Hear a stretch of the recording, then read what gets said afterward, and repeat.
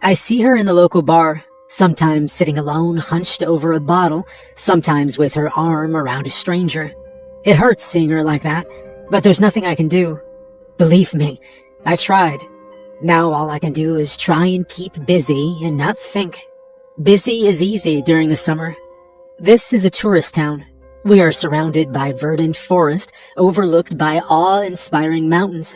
The stresses of the hustle and bustle of the city are eased away by the beauty and serenity that greets you in every direction you look. There are thousands of visitors here over the summer, and I'm always fully booked and run off my feet. Come autumn, though, and the flow of tourists slows to a trickle. The first bite of cold wind swirling through the streets encourages any left to pack up and leave. Soon after the snows come, and the road into town becomes impassable until next spring. Nature rules here, as she did once across whole continents. We cannot argue. Just make sure we're stocked up on essential supplies, our food and water and beer and gasoline for the generators. I have a generator around the side of the hotel. It's relatively new, reliable. I finish thoroughly cleaning and checking it before I lock up the hotel for the winter. The summer a memory, I try and make the most of the transformed town.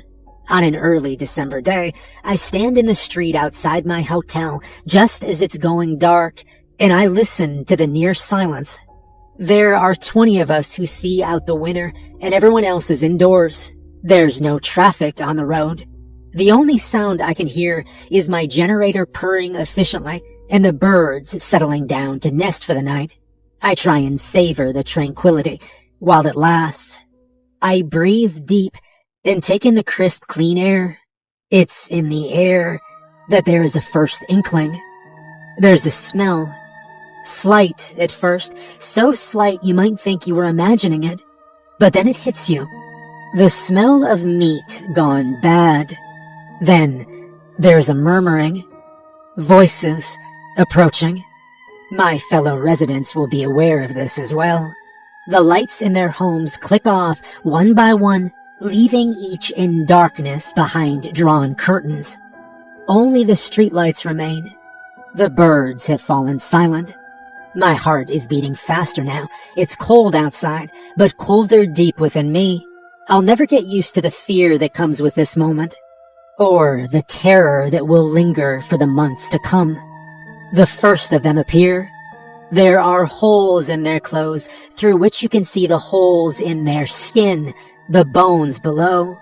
There's an urgency to their shuffling gait, and soon they are congregating around the streetlights, their faces turned up to them, their hands reaching out. I step as silently as I can back into the hotel and extinguish the lights inside.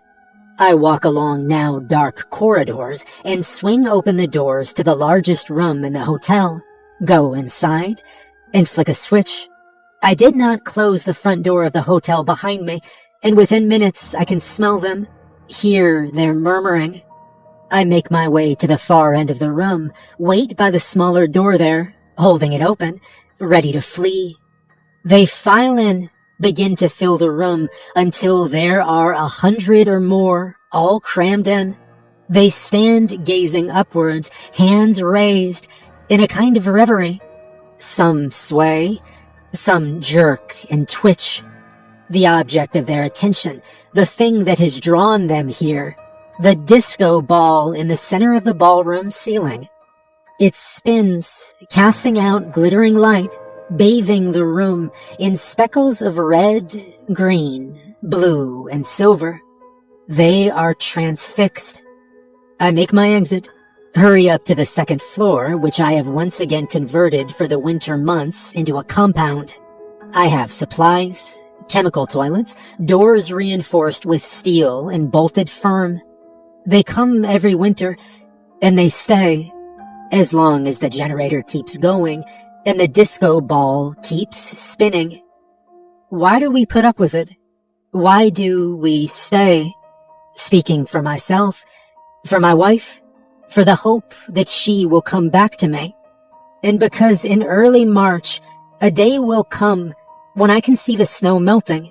I will crack open my window and feel the fresh air on my face. I will hear the birds singing again. It's then I know it's safe to leave my second-floor compound. I walk down through the hotel. There's usually a little damage. Scrape marks on the walls. These can be painted over. Cracked window panes. Easy to replace. I head into the ballroom.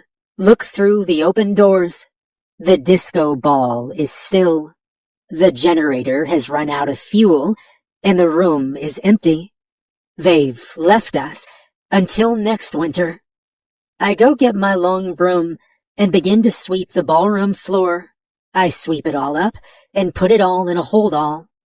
When in the next few weeks I drive down to the neighboring town, and after I have loaded up on fresh supplies for preparing for the first guest of the year, I will pay a visit to the pawn shop and empty out my hold-all and cash in my findings.